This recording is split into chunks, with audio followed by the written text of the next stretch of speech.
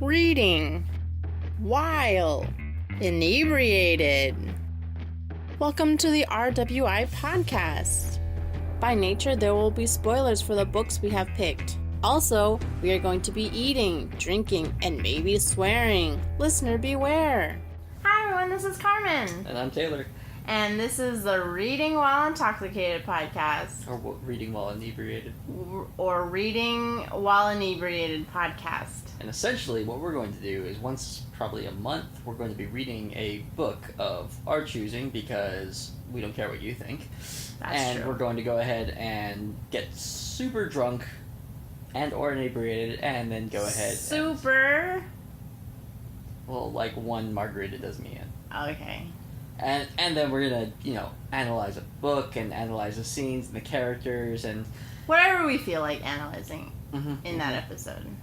And then we'll explain it to each other. Like, Taylor will have a book and he'll explain it to me, and I'll have a book and I'll explain it to him.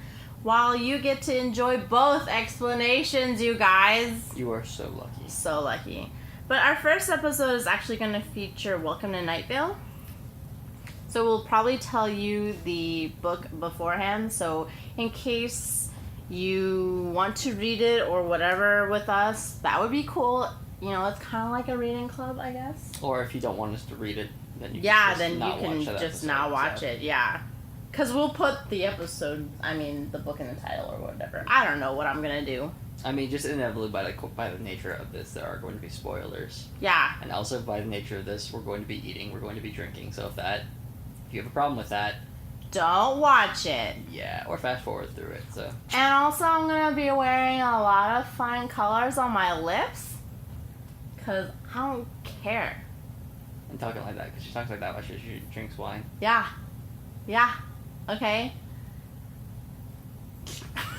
So for our first episode, we were going to talk about our favorite Harry Potter books. Harry Potter! Because there's 7 of them. 7 of the books. Yeah. Oh, wait, we movies. forgot to introduce ourselves. Oh, shit. Okay. Break. Come back. So, I'll just go through some types of books I like to read. I really like true crime, and mysteries and detective novels and stuff like that. But I used to read a lot of fantasy and witches and stuff like that. So that's what I was. And then I read all the Hunger Games, and that was probably the last young adult that I read. So probably at some point we're going to be listening to something true crimey, something probably. Something along those lines. And for me, I'm much more of a fantasy, sci-fi type of reader. Like I'm really big with the Star Wars books, with like all the little training manuals they have, stuff of that nature.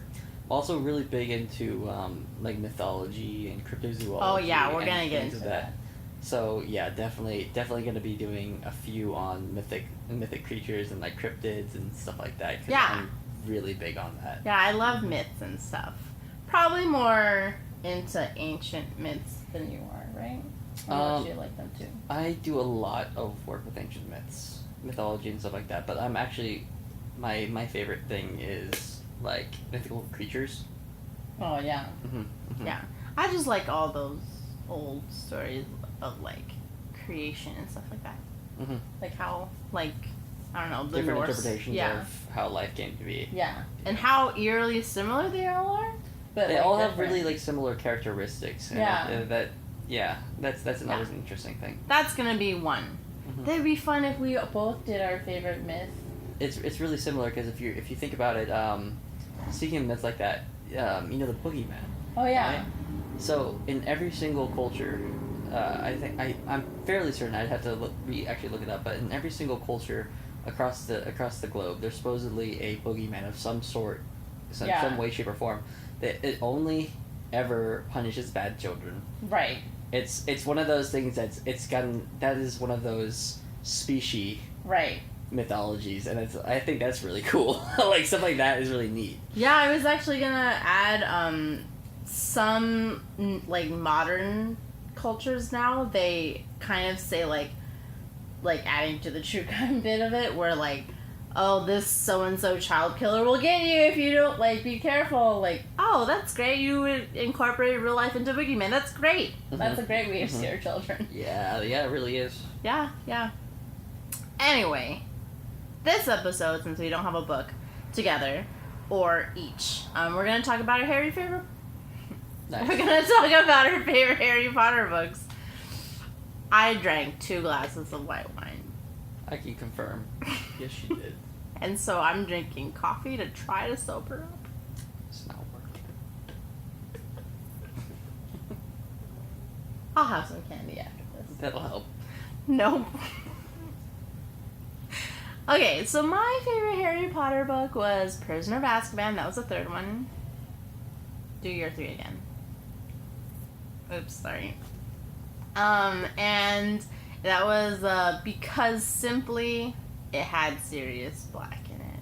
I actually just really liked it because you got to meet the Harry Potter and Ron Weasley and Hermione. That was a great generation, but my favorite generation was probably the Marauder generation with James and Sirius and Peter and Remus, yeah.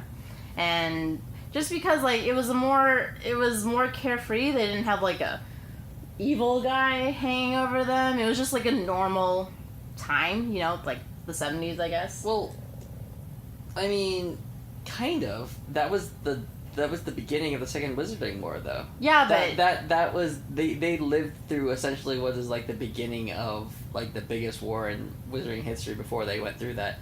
But in the flashbacks of when they were at Hogwarts and stuff like that, everything was very, very normal. Yeah, everything was normal. It was schools. Yeah, I just thought, like, you know, there wasn't a life-threatening wizard trying to kill one of them. Always on the horizon, yeah. Yeah, you know, it was like Harry's adventures were great, but it was like I just wanted a glimpse into the freaking world of Wizarding world.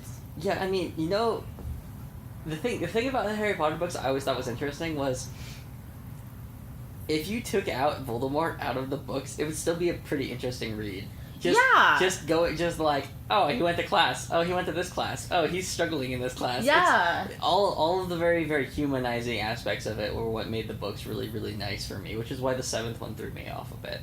Oh, yeah. I liked the school aspect of things because it really made a nice little schedule that you can follow and kind of keep track of and see. Yeah. Mm-hmm.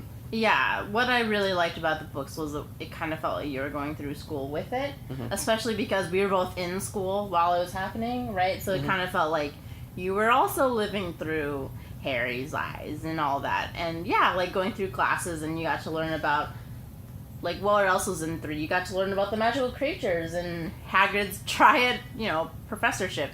And that was all great, and you got to have a great defense against the arts teacher versus the terrible ones you got in the past. And you got to meet Sirius, you guys! Seriously, you got to meet Sirius, and that was the best part.